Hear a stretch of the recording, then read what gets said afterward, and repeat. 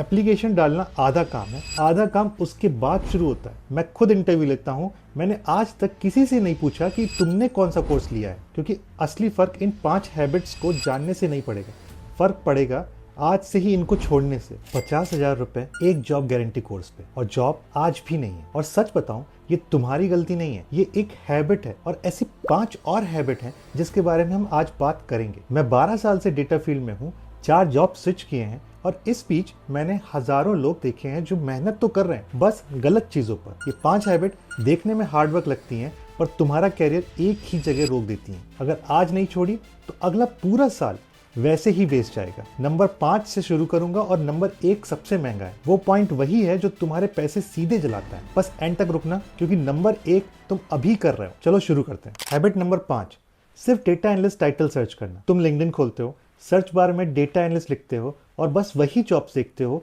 रोज वही सर्च, वही लिस्ट, वही 200 एप्लीकेंट्स वाली जॉब्स। पर कंपनीज के अंदर इसी काम का नाम कुछ और भी होता है। कहीं रिपोर्टिंग एनालिस्ट होता है, कहीं business analyst, insight analyst, data specialist, MIS analyst, या सिर्फ एनालिस्ट। काम ऑलमोस्ट वही होता है, बस HR ने टाइटल अलग लिखा होता है, और तुम वो जॉब्स कभी देखते ही नहीं हो। फॉर एग्जाम्पल, MIS वाली जॉब्स 2 बिल्कुल अलग टाइप की होती हैं।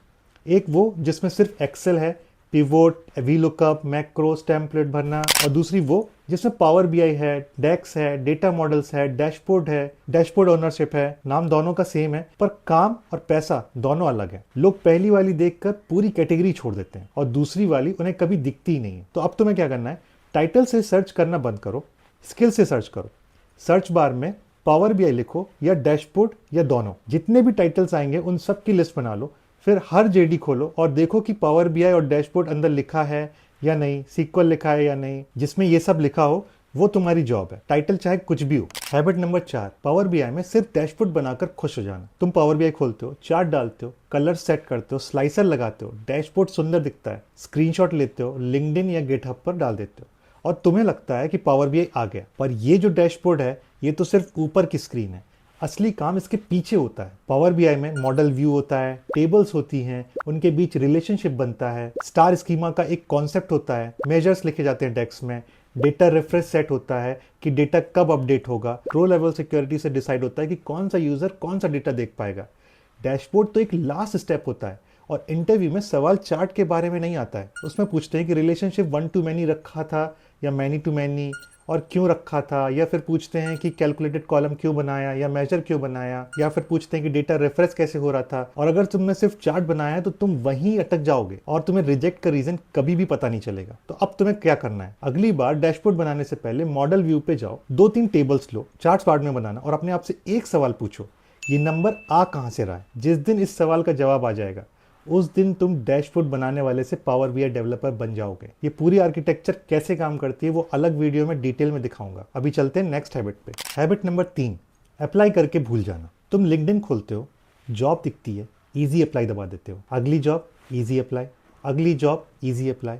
एक दिन में 30 एप्लीकेशन हो जाती हैं, और फिर तुम टैब बंद कर देते हो, और 2 हफ्ते बाद तुम सोचते हो कि यार 100 एप्लीकेशन डाली है, एक भी रिप्लाई नहीं आया। तुमको लगता है कि मार्केट खराब है या तुम्हारे अंदर ही कुछ कमी है, पर सच ये है कि तुमने अप्लाई करने के बाद कुछ किया ही नहीं है, बस एप्लीकेशन सिस्टम में डाल के छोड़ दी, और उम्मीद कर रहे हो कि कोई खुद तुम्हें ढूंढ लेगा। एक बार सोच के देखो, उस एक जॉब पे 200-300 लोग अप्लाई करते हैं, सब वही इजी अप्लाई दबाते हैं, सबकी एप्लीकेशन एक जगह जाकर पड़ी रहती है। उस भीड़ में तुम्हें कोई क्यों देखेगा। एप्लीकेशन डालना आधा काम है, आधा काम उसके बाद शुरू होता है, और जब कोई अंदर से तुम्हारा नाम आगे बढ़ाता है तो बात अलग हो जाती है। वो एप्लीकेशन भीड़ से निकलकर ऊपर आ जाती है। मैंने अपने 12 साल में ये बार बार देखा है। जो लोग अंदर से पहचाने जाते हैं उनको कॉल जल्दी आता है, और ये गलत नहीं है, सिस्टम ऐसे ही चलता है, और तुम भी ये कर सकते हो, बस करते नहीं हो। तो अब तुम्हें क्या करना है, अप्लाई करने के बाद टैब बंद मत करो, उसी कंपनी का नाम लिंक्डइन पर सर्च करो, पीपल फिल्टर पे जाओ, और देखो कि उस कंपनी में डेटा या एनालिटिक्स टीम में कौन कौन काम कर रहा है। 2 से 3 लोग पक्का मिल जाएंगे। अब उनको कनेक्शन रिक्वेस्ट भेजो, और उसमें एक छोटा सा नोट जरूर लिखो, बड़ा भाषण नहीं लिखना है, बस इतना लिखो कि मैंने आपकी कंपनी में डेटा एनालिस्ट रोल पे अप्लाई किया है, मैं भी डेटा फील्ड में ही हूँ, अगर ठीक लगे तो गाइड कर देना। बस ना फेवर मांगो और ना जॉब मांगो, और जिस दिन वो रिप्लाई करे तब रिज्यूमे और जॉब का लिंक भेज देना। सब रिप्लाई नहीं करेंगे ये मैं पक्की गारंटी देता हूँ, पर जो 10% रिप्लाई करेंगे वही तुम्हारा कैरियर बदल देंगे। अब मूव करते हैं हैबिट नंबर 2 पे। सबसे ज्यादा लोगों का टाइम बर्बाद करती है, और दुख की बात यह है कि जो लोग ये करते हैं वो सबसे ज्यादा मेहनत करते हैं। हैबिट नंबर 2, पहले सब सीख लूं फिर अप्लाई करूंगा। तुमने सोच लिया है कि पहले एक्सेल पूरी करूंगा, फिर सीक्वल, फिर पावर बीआई, फिर पाइथन, एंड जब सब कुछ आ जाएगा तब अप्लाई करूंगा। और फिर महीने निकल जाते हैं, फिर पूरा 1 साल। क्यों? क्योंकि एक्सेल पूरी कभी होती नहीं है, एसक्यूएल में एक टॉपिक खत्म करो तो पुराना जो पढ़ा था वो भूल जाते हैं, और पाइथन का तो कोई अंत ही नहीं है, और फिर एट द एंड तुम अभी भी सीख ही रहे हो और अप्लाई अभी तक नहीं किया। प्रॉब्लम यह है कि तुम हर स्किल के सारे टॉपिक्स पढ़ने की कोशिश करते हो, सीक्वल का हर फंक्शन, एक्सेल का हर फॉर्मूला और पाइथन की हर लाइब्रेरी। तुम बस हर चीज को पढ़कर अपना टाइम वेस्ट कर रहे हो। जॉब के लिए प्रिपरेशन ऐसे नहीं होती है, सिर्फ कुछ चुने हुए टॉपिक पढ़ने की जरूरत होती है। मैंने सीक्वल, एक्सेल के short videos and power BI और पाइथन के लॉन्ग वीडियोस बनाए हैं, जिसमें मैंने बताया कि कौन सी स्किल के लिए कौन सा टॉपिक पढ़ना है। लिंक मैं डिस्क्रिप्शन में दे दूंगा, वहां जाकर देख लो। बस उतना पढ़ो और अप्लाई करना शुरू कर दो। और जैसे ही अप्लाई करना शुरू करोगे 2 चीजें होंगी।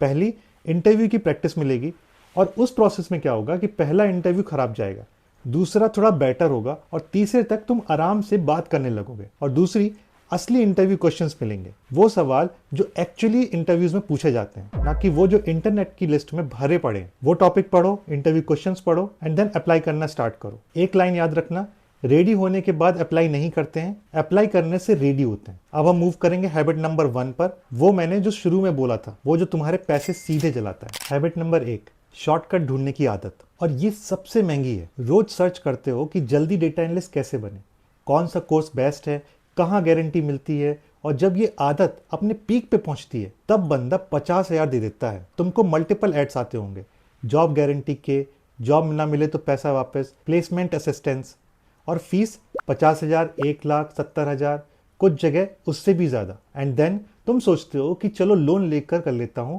कम से कम जॉब पक्की है, ये तो इन्वेस्टमेंट ही है। पर तुम ये सोचो थोड़ा कि जॉब गारंटी कौन दे रहा है?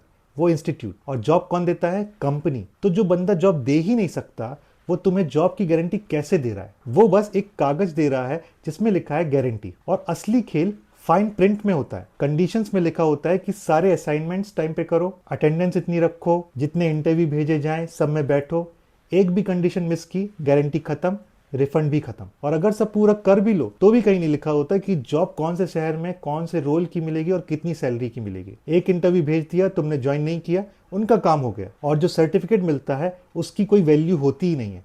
मैं खुद इंटरव्यू लेता हूं, मैंने आज तक किसी से नहीं पूछा कि तुमने कौन सा कोर्स लिया है। मैं पूछता हूं कि तुमने काम क्या किया है या प्रोजेक्ट्स कौन से किए हैं। और मैं ये नहीं कह रहा कि पेड कोर्सेज कभी मत लो, मैं भी पेड कोर्सेज लेता हूं, बस जॉब गारंटी के चक्कर में महंगे कोर्स मत लो, क्योंकि जॉब गारंटी जैसी कोई चीज होती ही नहीं है। तो अब तुम्हें क्या करना है? अगर कोर्स लेना ही है तो 5 से 10,000 वाले कोर्सेज लो, डेटा एनालिस्ट के लिए उतना काफी है। टॉपिक लिस्ट मेरे वीडियो से ले लो, लिंक डिस्क्रिप्शन में दे दूंगा, या किसी और की वीडियो से ले लो, पर जो भी लो एक ही लो और उसी को पूरा करो। बीच में दोबारा ढूंढना शुरू मत करना, और उसके साथ साथ अप्लाई करना शुरू कर दो। हर एप्लीकेशन के पीछे 2-3 लोगों से बात करो, बस इतना ही करना है। अब मैं तुमसे एक ही चीज मांगता हूं, ये वीडियो देखकर बंद मत करो। आज ही एक काम करो, लिंक्डइन खोलो, स्किल से सर्च करो और एक जॉब पे अप्लाई कर दो, और उसके बाद उस कंपनी में 2 लोगों को कनेक्शन रिक्वेस्ट भेज दो। 15 मिनट लगेंगे बस, क्योंकि असली फर्क इन 5 हैबिट्स को जानने से नहीं पड़ेगा, फर्क पड़ेगा आज से ही इनको छोड़ने से। और मुझे कमेंट में एक बात बताओ, इन 5 में से कौन सी हैबिट तुम अभी कर रहे हो? नंबर लिख दो, 5, 4, 3, 2 या 1। मैं कमेंट्स पढ़ता हूं और रिप्लाई भी करता हूं। और अगर तुमने पहले से ही कोई हैबिट छोड़ दी है तो वो भी लिखो, किसी और को हिम्मत मिल जाएगी। और सीक्वल, एक्सेल, पावर बीआई और पाइथन के टॉपिक्स वाले वीडियोस की लिंक डिस्क्रिप्शन में डाल दूंगा, वहां जाकर देख लो कि एग्जैक्टली क्या पढ़ना है। और हाँ, अगर ये वीडियो काम की लगी हो तो चैनल सब्सक्राइब कर लेना, क्योंकि मैं ऐसे ही वीडियोस यहाँ डालता रहता हूँ। मैं इंस्टाग्राम पे भी वीडियोस डालता हूँ, तो आप मुझे वहां पे भी फॉलो कर सकते हो, लिंक आपको डिस्क्रिप्शन में मिल जाएगी। और अगला वीडियो है कि बड़ी कंपनीज में डेटा एनालिस्ट का प्रोजेक्ट एक्चुअली कैसे चलता है, वो चीज जो फ्रेशर को कोई नहीं बताता। स्क्रीन पर दिख रहा होगा, जाके देख लो। Will meet you in next video.